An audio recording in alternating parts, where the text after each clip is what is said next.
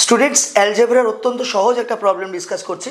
বলছে if x minus y by 3 equal to x plus y by 5 equal to x y by 8, তাহলে কে এই এক্স ওয়াই এর ভ্যালু বার করতে হবে। তো এই তিনটেকেই আমি একটা কোনো কনস্ট্যান্ট ভ্যালু কে এর সঙ্গে তুলনা করছি।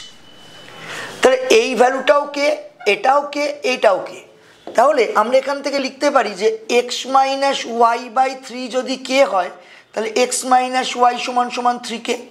সিমিলারলি এক্স প্লাস ওয়াই সমান সমান 5 ইন্টু কে, 5 কে।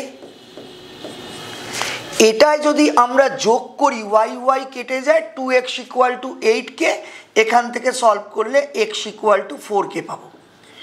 এক্স এর ভ্যালু যদি আমি এখানে পুট করি 4 কে, 5 কে থেকে 4 কে ওদিকে ট্রান্সফার করলে মাইনাস করলে ওয়াই সমান সমান অনলি কে হয়। আর এটাতে আমরা কি পাচ্ছি, এক্স ওয়াই সমান সমান 8 কে। এক্স ওয়াই মানে কি, এক্স এর ভ্যালু 4 কে, ওয়াই এর ভ্যালু কে, এটা এক্স ওয়াই, এটাই সমান সমান 8 কে, মানে 8 ইন্টু কে। এই দুদিক থেকে আমরা কেটাকে ক্যান্সেল করলাম, এই 4 দিয়ে ক্যান্সেল করলে 2 পাবো। তাহলে কে এর ভ্যালু আমার কাছে এলো 2।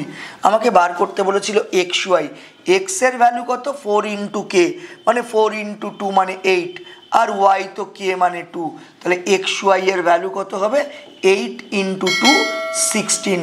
তার মানে আনসার হবে আমাদের অপশান সি 16। Thank you.